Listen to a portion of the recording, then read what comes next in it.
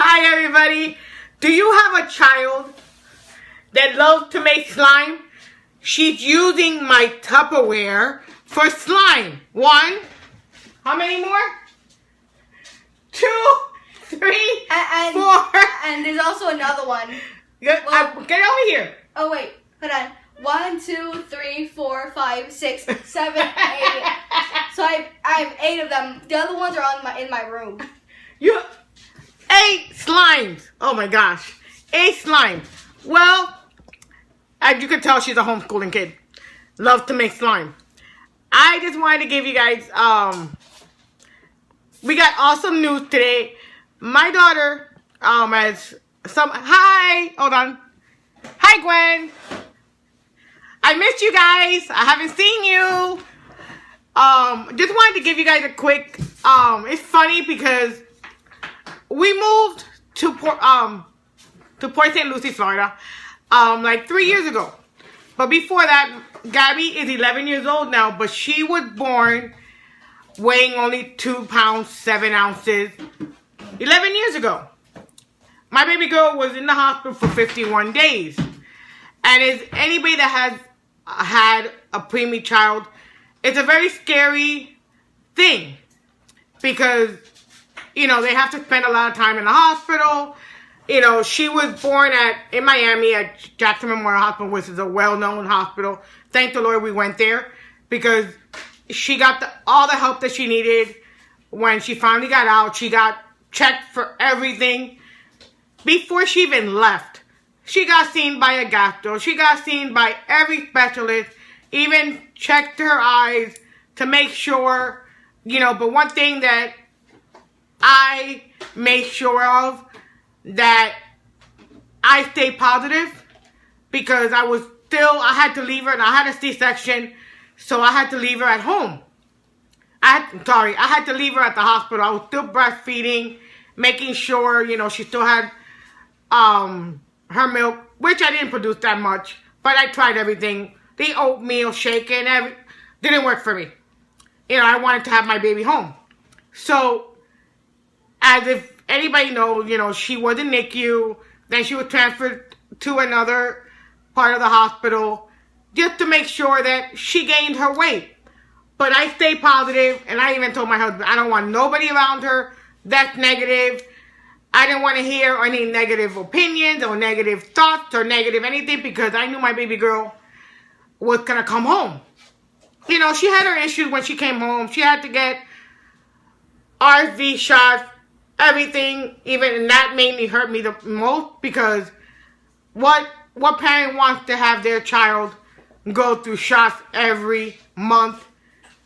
And it was hard, you know. And my husband was like, I cried every time I went to the doctor's appointment because I used to go by myself because my husband had to go to work. So, and luckily we live close to the hospital. Yes? I have 9 slimes. 9 slimes. She just wanted to make that very clear. 9 slimes. That she's using 9 of my Tupperwares. So back to it. You know, she had to go to physical therapy. She had to go early steps. All these stuff to make sure that she came up to level. But when she got into school, she went to a school in Broward, and her kindergarten teacher, you know, I was volunteering because I was a stay-at-home mom, so why wouldn't I go help at the school? You know, I've always worked for my 2 oldest ones, but with my sickness, I was forced to stay home, which I didn't like the idea because I was too independent, so I wanted to do my own thing, and I was able to drive, I was able to do everything on my own, you know, but when she started school, you know, the teacher never told me that she was having issues with reading, nothing like that. I didn't find out until she was in 1st grade. And I was volunteering. I was there every day because I lived down the street from the school. So I was always there volunteering, helping out, you know, because I wanted to make sure that she was okay. You know, and even though that I was there, she was still getting bullied. Go figure, kindergarten. Already it starts in kindergarten, the bullying. So which I spoke to the teacher about it, and the teacher took care of it. But it's funny how when she went to first grade, and I loved her teacher, if it wasn't for her teacher, it was like, okay, you know, Gabby has some reading issues. Everything else she's good at, but she is lacking her reading. And I'm like, okay, you know, what do we have to do? You know, I want to do, if you ever know about the school board, IEP, and I know a lot of my special needs friends and family know about what IEP is. And it's not easy to get it, and you have to wait a while to have it done. It's a testing to make sure what, you know, your child needs, what special classes they might have to take. So when they did the IEP, they recommended that she go to speech therapy and occupational to keep her up to tap and to make sure that she's reading into her level and her speech, you know, because she had a tendency of not speaking certain words like the S and I think the E's, I think it was, that she is so, you know, she's 11 years old. So, and the teacher did everything possible, which is when they did all that, it took pretty much like 6 months to 7 months for her to even get tested. So by that time, she was supposed to go to second grade. And the first grade teacher was like, look, I can't pass you to no, wait. Did she pass you to second grade? No, she didn't pass her to second grade. She said, I can't pass her because she's not reading to upper level. Because in the school system, it's funny how when a child, you think that she's reading up to a level, the school board decides that they want to up the reading level. They want a child that's in first grade to read in third grade level. Go figure. Which her teacher was like not very happy about it. But in the meantime, we were talking and she was like, look, you know, I don't want to tell you, but the teacher that was in her kindergarten, most of the kids that were in her class had to repeat first grade again. I was not happy about it. And the thing is that when I called the school board, they were like, I go, how are you guys going to have a fifth grade teacher teaching a child that's coming in to school? Fifth grade teachers are about to leave, you know, get the kids to leave. And out of the 22 kids in the class that this teacher had, 15 of them were retained in first grade. I wasn't happy. The school board wasn't like, oh my gosh, something's going on. Honestly, I don't know what happened after that because we decided to move to where we're at right now. You know, I had an IEP already. At that time, my daughter was already in second grade. And when I put her in the school here, she started school perfectly fine. And, you know, mother's instinct, I was like, okay, Gabby, you know, are they taking you out of class? She's like, no. I go, wait a minute, they're supposed to take you out of class for reading and any therapy that you might have. No, they're not taking me out of class. And it's funny because on the way, my husband and I were on the way to Miami because we left my oldest one here, making sure that Gabby went to school and this and that. And on the way there, I get a call from the school telling me that Gabby needed help in reading. And I'm like, well, she does have an IEP. What's going on? Wait a minute. She has an IEP? I'm like, yes. I turned it in when I enrolled her in school. I wasn't happy about that. 2 months later, not even 2 months later, I went to one of my good friend's house and she's like, look, Carrie, you know, as much time as you spend with her with schooling at home, you know, schooling at school, you know, why don't you homeschool?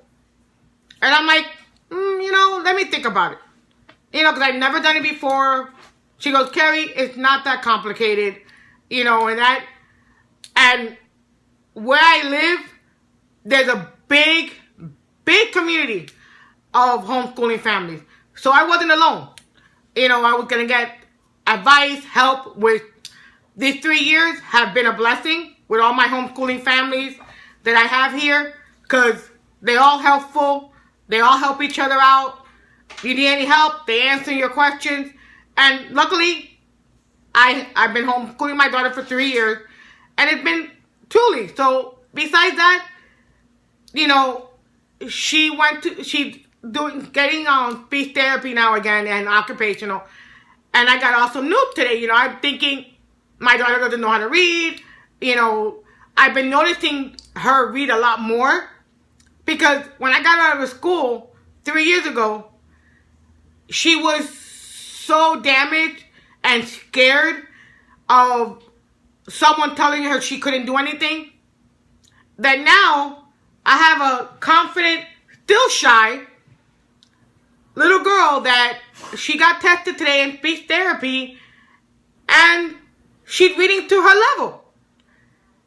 You know, in homeschooling, we really don't say what grade, 5th or 6th. We really don't calculate that. We just, you know, we regulate if she's a little bit lower in reading or in math or social studies or whatever. You teach them in their level. Because that's why we choose, a lot of the parents choose to homeschool, because they really don't want to go by what the school board does and how they educate. We have the control of it. We choose. Yes, there's a lot of programs out there that you have to follow, and everybody does what they want to do in their family. So I got awesome news today. My husband and I were super happy, because we didn't think, we honestly were like, yeah, she's reading, because we give her books and we give her stuff, and she reads a lot, you know, everything on YouTube, because everything, we make her read everything. And the therapist said it. She has her weaknesses and her up, but pretty much she's reading to her level. And I'm very proud of her and very happy, because for a child that the school board was telling her that she didn't know how to read, this little girl right here, only weighing 2 pounds, 6 ounces, preemie power, is reading to her level. So parents, don't ever give up, and don't ever take everything that the school board tells you. I am not going to tell you the school board is messed up or whatever, because everybody has to do what they want to do for their child and what they have to do for their family. But don't always take what they say, and don't let your child be intimidated, and don't let them put your child down, because this little girl right here, it took us a while to get her out of that system of her being scared, of speaking up for herself, telling us what's wrong. And when I finally took her out of school, I started hearing everything that she was going through. So my husband and I made the best decision for her, and like everybody else, has to make the best decision for your child and for your family. So I just wanted to give you guys a quick update on how happy we are for my daughter. You know, she is doing tremendously awesome in homeschooling, and every child deserves the right to learn at their own pace.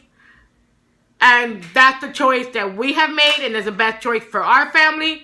Everybody has to do the right thing for their own family, and I am very proud of her, of what she has been able to do and conquer, because she is doing the right thing, and we are, that's our miracle baby, my miracle baby.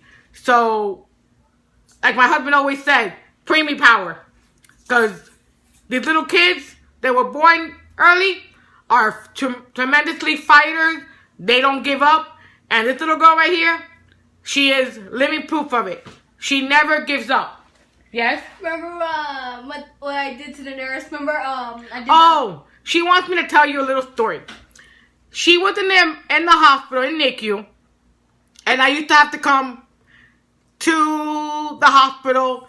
As a mom, you want to carry your baby, but they tell you that in NICU, oh no, don't carry her, because, if you take her out of the incubator, she's going to lose weight and this and that.